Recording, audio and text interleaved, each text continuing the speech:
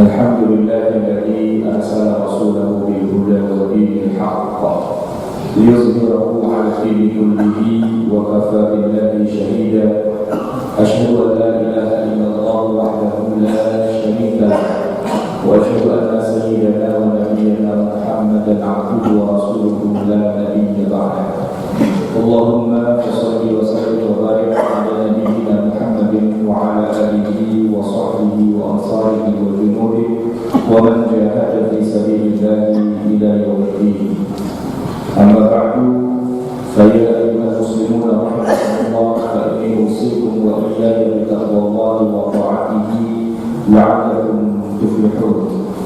يقول ربنا عز وجل في محكم التنزيل بعد أعوذ بالله من الشيطان الرجيم بسم الله الرحمن الرحيم يسألونك عن الخمر والميسر قل فيهما إثم كبير ومنافع للناس وإثمهما أكبر من نفعهما.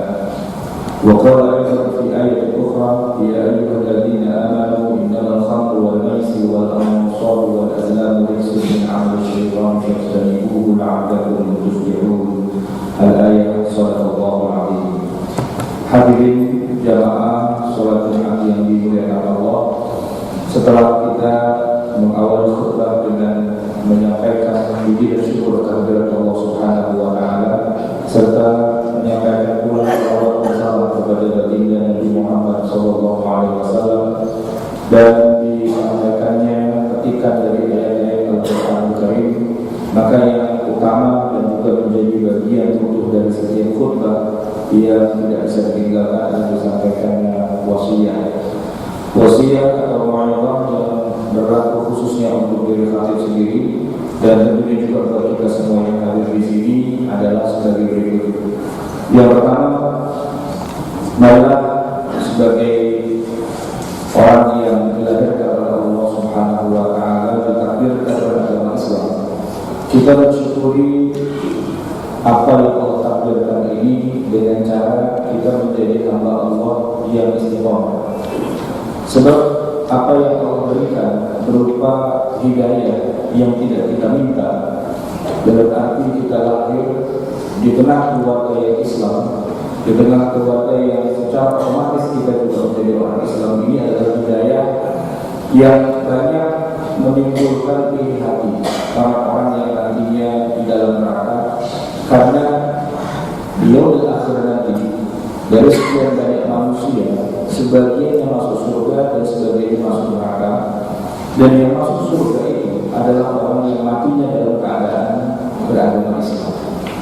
Ada pun orang yang matinya dalam keadaan tidak beragama Islam, artinya dia tidak mengakui syahadatain la ilaha illallah Muhammadur Rasulullah, walaupun sesungguhnya barangkali kalaulah sampai petunjuk pada mereka, mungkin mereka akan masuk Islam, tetapi karena mereka lahir dari keluarga yang bukan muslim, dari masyarakat yang tidak menurut agama Islam, boleh jadi dari sini tidak sampai kepada mereka, dan sampai akhir hayat dan susah nafas yang terakhir pun tidak sempat untuk menjadi orang yang bertauhid la ilaha illallah Muhammadur Rasulullah, sehingga wafatnya dalam keadaan bukan Islam, dan untuk itu maka tempat mereka bukan yang surga tapi tempatnya lagi neraka. Dan kalau kita lihat komposisinya dari penduduk muka bumi yang 6 miliar ini, statistik menunjukkan bahwa mereka yang beragama Islam itu tidak ada separuh, kurang lebih hanya sekitar seperempatnya saja, hanya sekitar 1,5 miliar orang di muka bumi ini yang beragama Islam. Sisanya yang 3/4-nya itu ternyata secara statistik bukan orang Islam. Artinya dengan secara akidah kita bisa lihat bahwa mereka adalah orang yang potensinya pasti masuk neraka, sedangkan kita sudah bisa dipastikan masuk surga, walaupun tidak bisa dipastikan orang masuk surga secara langsung atau harus mampir dulu ke neraka. Maka pesan dari khutbah ini adalah kita sudah terlanjur Allah ini untuk menjadi kaum penghuni surga, karena kita sudah muslim. Tinggal bagaimana pesan yang kedua, agar kita masuk surga ini tidak usah mampir lagi ke dalam neraka, tapi langsung saja masuk surga. Dan itu adalah urusan kita, bukan urusan takdir. Kalau takdirnya kita sudah dapat, karena Nabi SAW sudah menjamin kullu ummati yadkhulul jannah, semua umat itu pasti masuk surga. Man qala la ilaha illallah dakhala jannah, siapa yang mengucapkan tiada Tuhan selain Allah pasti masuk surga. Bahkan Nabi juga pernah mengatakan, "Kana fi qalbihi mithqala habatin minal iman dakhala jannah." Orang yang di dalam hatinya ada kecil sekali seperti haba, seperti bulir padi dari iman, maka dia pasti akan masuk surga. Intinya adalah orang Islam itu pasti masuk surga. Hanya saja yang Nabi tidak bisa menjaminnya apakah masuk surga secara langsung ataukah harus mampir dulu ke dalam neraka dan disiksa selama sekian lama, dan itu urusannya di kita. Apakah kita bisa mengatur amal baik, amal buruk kita sehingga amal baiknya lebih banyak, lebih dominan, lebih berat, lebih berbobot dibandingkan amal buruk, atau malah sebaliknya? Nah, dan konsekuensinya sudah jelas. Kalau amal baiknya lebih banyak, lebih berbobot dan seterusnya, maka amal-amal yang baik ini yang disebut dengan al-hasanah itu yudhibna sayyi'at, akan menghapus semua dosa-dosa yang ada, karena dia lebih besar mengalahkan yang kecil pastinya, sehingga nanti begitu dia bisa di yaumil akhir, walaupun kita punya dosa, tapi dosa tidak akan dihapus dengan amal yang begitu banyak. Oleh karena itu konsepnya adalah berbanyak saja amal baik sebanyak-banyaknya, dan kalau bisa kita mati dalam keadaan tidak punya dosa. Tapi kalau yang terjadi sebaliknya, amal buruknya lebih banyak daripada amal baiknya, jaminan kita untuk masuk surga tetap masih ada. Hanya saja kita harus mampir dulu di dalam neraka, dan tergantung skor akhirnya sebesar. Kalau amal baiknya itu ternyata sedikit dan amal buruknya jauh lebih banyak, selisihnya itulah yang akan menentukan seberapa dalam kita di dalam neraka itu dan seberapa berat siksaan yang akan kita terima. Tapi pada akhirnya semua orang yang pernah beriman, yang pernah menyatakan la ilaha illallah, yang mati dalam keadaan Islam, pada akhirnya entah berapa lama dia di neraka pasti akan dikeluarkan juga dan akan dikembalikan ke dalam surga. Itu yang dimaksud dengan jaminan. Maka yang perlu kita ketahui adalah bahwa kita dijamin pasti masuk surga, tapi tidak dijamin apakah masuk surganya langsung atau secara tidak langsung. Maka pesan yang kedua dalam khutbah ini, mari kita pastikan bahwa kita akan masuk surga secara langsung, tidak transit di neraka, dan tidak perlulah kita memperbanyak dosa. Mari kita habiskan semua dosa kita bertobat, kita minta ampun setiap hari, setiap saat, setiap waktu. Yang sudah terlanjur kita minta ampun dan yang belum kita lakukan, semoga kita sampai kita melakukannya. Sementara itu kita perbanyak terus, kita berikan bobot yang besar terhadap al-hasanat, semua kebaikan, baik yang sifatnya individual atau masyarakat, yang intinya sederhana. Ketika kita meninggalkan dunia ini, kita berada pada posisi husnul khatimah. Walaupun mungkin pernah punya dosa banyak, tapi kemudian sudah kita habiskan di dunia, dan oleh karena itu kita sudah tidak punya tanggungan apa-apa, sehingga walaupun amal baik kita tidak terlalu banyak, tapi lantaran amal buruknya pun sudah habis, pada akhirnya kita akan masuk surga secara langsung. Hadirin masyarakat muslimin rahimahullah. Saat yang ketiga, bahwa kita bangsa Indonesia baru saja merayakan kemerdekaan kita yang ke-71. Di level grassroots di tengah rakyat, yang kita perhatikan adalah pesta rakyat. Banyak melakukan lomba, dan memang lomba ini ditujukan untuk menghibur rakyat. Hanya saja satu yang menjadi catatan kita bahwa dalam lomba ini kadang-kadang secara tidak sengaja, mungkin karena kita tidak tahu, ada hal-hal yang sedikit perlu kita luruskan dalam masalah memberikan hadiah. Kebanyakan di masyarakat kita, lomba ini dilaksanakan, tentu saja tidak akan seru kalau lomba itu tidak ada hadiahnya. Yang jadi masalah adalah bagaimana bisa mendapatkan hadiah tersebut. Umumnya dilakukan dengan cara mengkorek, mengumpulkan dana dari para peserta, sehingga peserta lomba itu kemudian dimintai uang kebersamaan. Lalu kemudian uang yang terkumpul dari para peserta itu kemudian dijadikan sebagai hadiah. Jadi katakanlah ada 10 orang lomba, balap karung misalnya, atau lomba apapun lah jenisnya, setiap peserta dipungut uang keikutsertaan. Katakanlah misalnya 100.000 atau 50.000 atau berapapun. Kemudian uang yang terkumpul dari para peserta, atau 100.000, ada 10 peserta, berarti 100.000 kali 10, 1 juta. Nah, uang 1 juta inilah yang kemudian secara kurang arif, secara kurang tepat itu umumnya dijadikan sebagai hadiah. Dan dalam hal ini kajian fikihnya adalah bahwa konsep akad seperti ini adalah akad maisir, akad judi. Karena prinsip judi itu ada 4. Yang pertama, ada sebuah pertaruhan yang terdiri minimal dari 2 belah. Ada 2 belah pihak itu bertaruh atas hartanya. Dan kalau pesertanya ada 10, berarti ada 10 orang yang bertaruh karena mereka harus mengeluarkan harta. Kemudian yang dipertaruhkan itu adalah berupa harta, biasanya uang. Dan yang ketiga, ada menang kalah. Yang kalau dalam perjudian umumnya menang kalah itu ditentukan dengan nasib-nasiban, entah diundi, entah dikocok dengan dadu, entah dengan menggunakan kartu dan sebagainya. Dan kemudian bedanya kalau dengan lomba, menentukan menang kalahnya adalah dengan lomba itu sendiri. Ada balap karung, balap lari dan sebagainya. Tapi yang jelas kesamaannya adalah bahwa baik itu sifatnya untung-untungan ataupun itu pakai skill keterampilan, dua-duanya mengacu pada muara yang sama, yaitu ada yang menang dan ada yang kalah.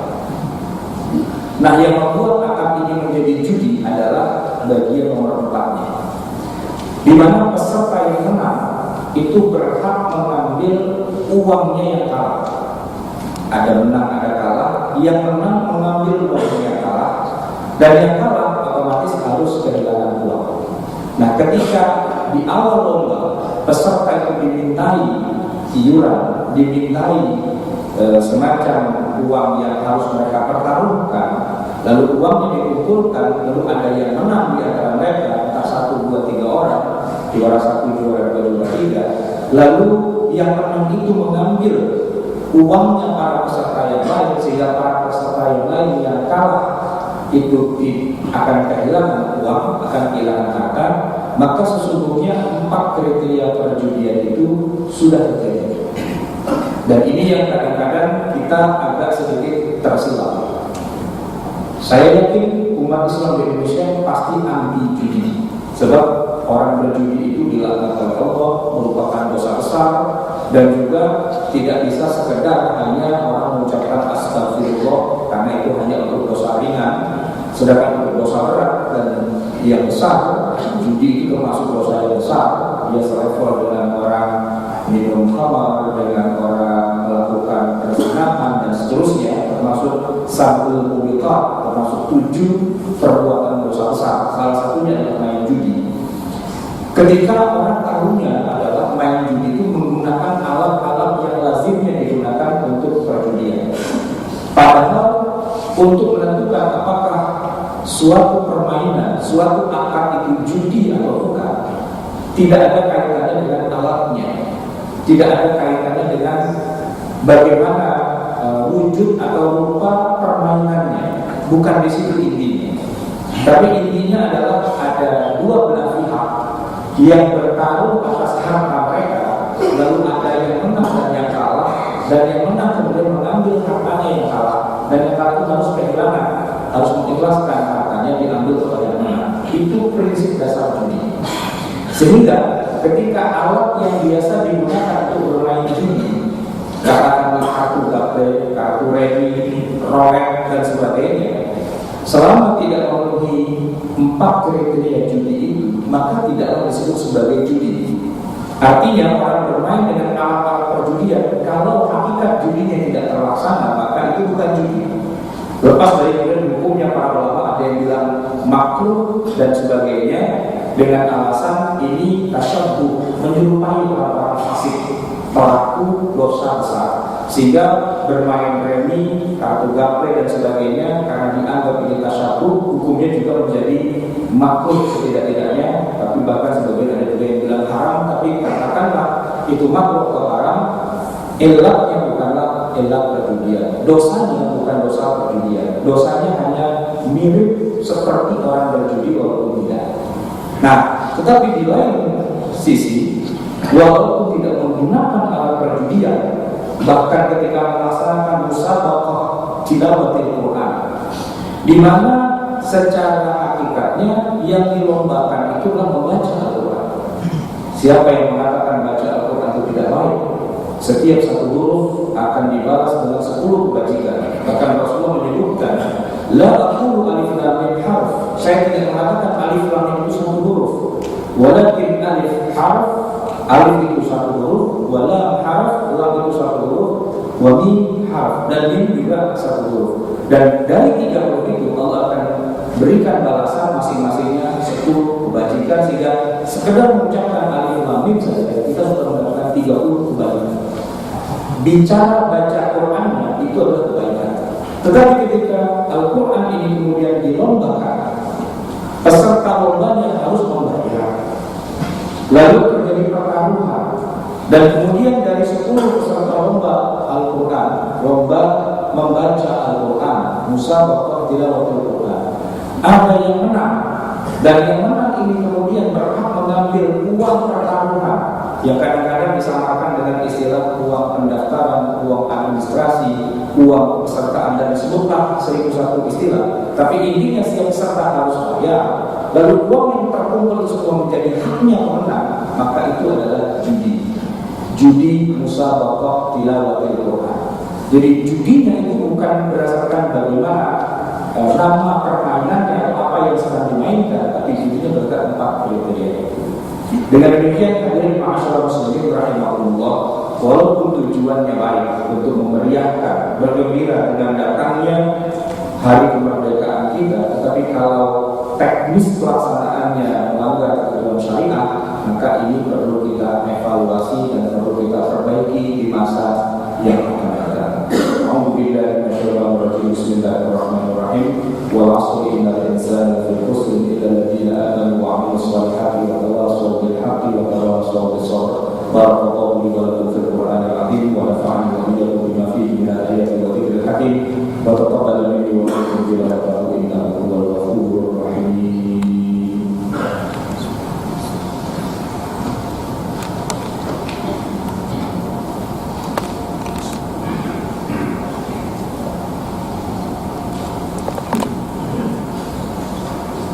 Innal hamdalillah nahmaduhu wa nasta'inuhu wa nastahdihi wa nastaghfiruh wa na'udzu billahi min shururi anfusina wa min sayyiati a'malina. Man yahdihillahu fala mudilla lahu wa man yudlil falan tajida lahu waliyyan mursyida. Asyhadu an la ilaha illallah wahdahu la syarika lahu wa asyhadu anna sayyidana wa nabiyyana Muhammadan 'abduhu wa rasuluhu la nabiyya ba'dahu. Allahumma shalli wa sallim wa barik ala nabiyyina Muhammadin wa ala alihi wa sahbihi ajma'in. Amma ba'du. Hadirin ma'asyiral muslimin rahimahumullah.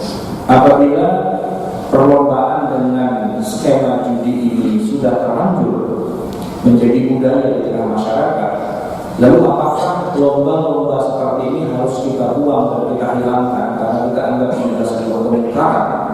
Maka jawabnya tidak harus. Karena kita bisa tetap melaksanakan lomba ini semua dan cukup memperbaiki skemanya saja. Ada 2 alternatif yang bisa dilakukan agar akadnya ini menjadi sah dan dibenarkan dan dihalalkan dalam syariat Islam, asalkan tidak sampai terpenuhi 4 kriteria judi tersebut. Yang pertama adalah dengan melakukan tindakan agar jangan sampai ada 2 belah pihak atau lebih yang bertaruh. Cukup 1 pihak saja yang bertaruh. Tidak boleh 2, 3 dan seterusnya.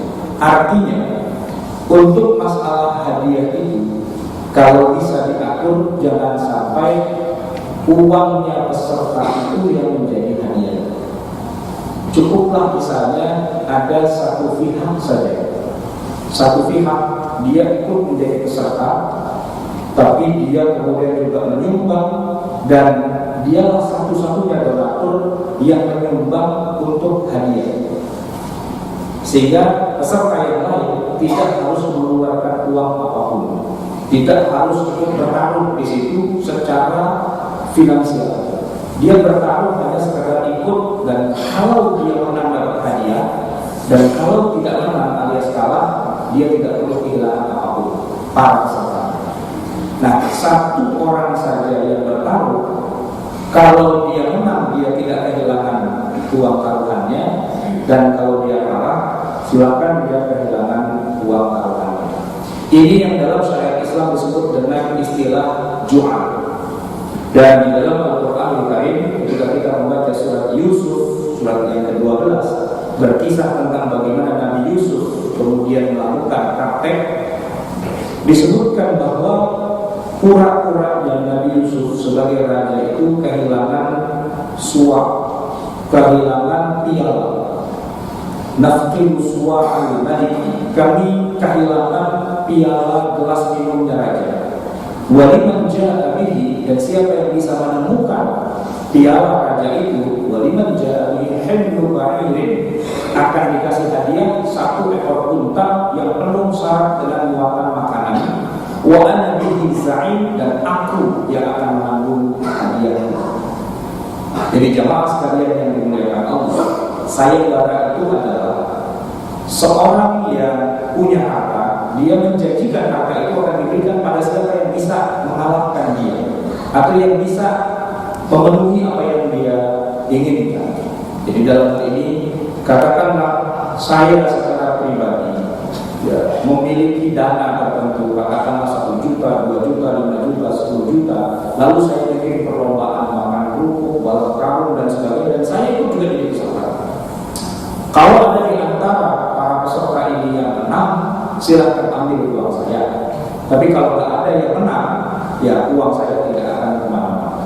Nah, lomba yang seperti ini yang disebut dengan jual ini dibenarkan dalam syariat Islam. Atau katakanlah kita sederhanakan, ketika saya menantang di antara teman-teman yang ada untuk mengalahkan saya, sederhananya katakanlah adu panco. Siapa yang bisa mengalahkan saya kasih uang 1 juta. Kalau Anda bisa mengalahkan saya, ini uang Anda ambil. Tapi kalau Anda tidak bisa mengalahkan saya, Anda tidak bisa mengalahkan saya, berarti saya yang menang dan Anda kalah, Anda tidak akan kehilangan uang.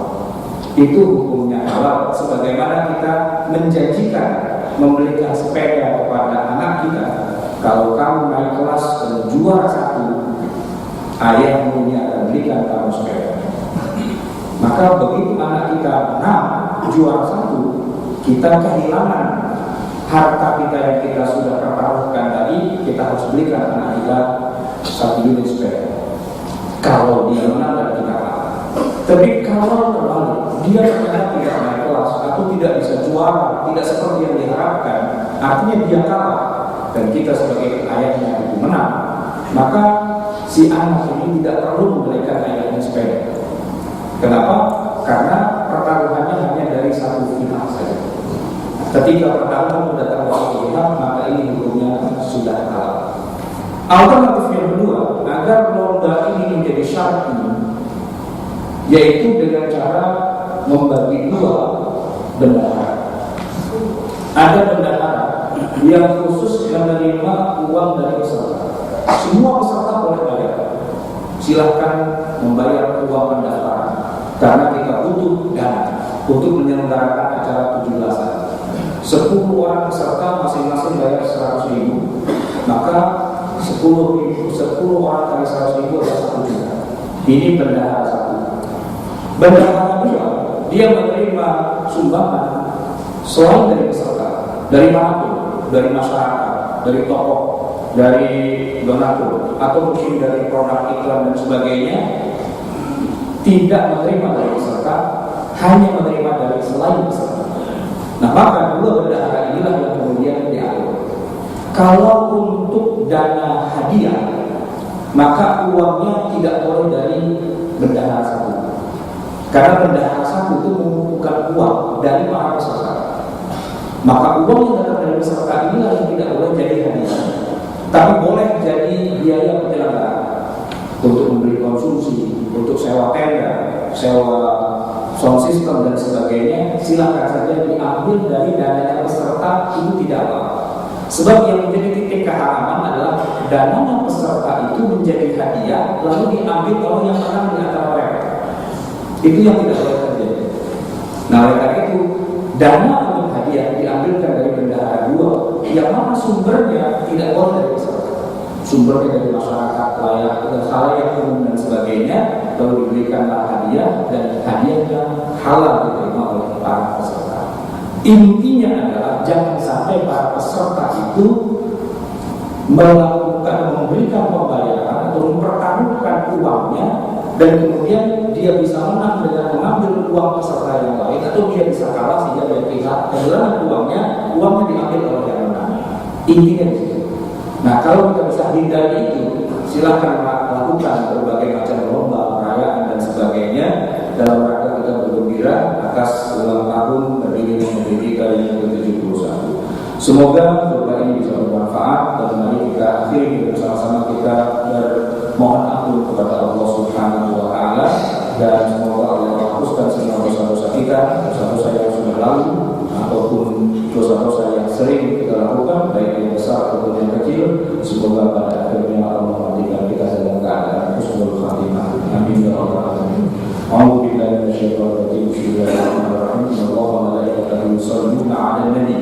يا أيها الذين آمنوا صلوا عليه وسلموا تسليما وارض اللهم عن الصحابة أجمعين عن أبي بكر وعمر وعثمان وعلي وعن بقية الصحابة أجمعين وعن التابعين وأتباع التابعين بإحسان إلى يوم الدين وعلينا معهم برحمتك يا أرحم الراحمين.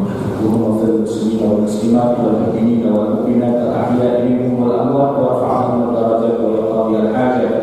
ربنا ظلمنا أنفسنا وإن لم تغفر لنا وترحمنا لنكونن من الخاسرين. ربنا آمنا بما أنزلت واتبعنا الرسول فاكتبنا مع الشاهدين.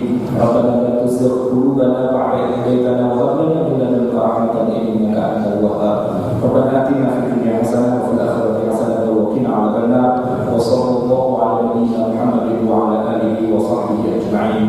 عباد الله إن الله يأمر بالعدل والإحسان وإيتاء ذي القربى وينهى عن الفحشاء والمنكر والبغي يعظكم لعلكم تذكرون. فاذكروا الله العظيم يذكركم وعلى نعمه ولذكر الله أكبر والله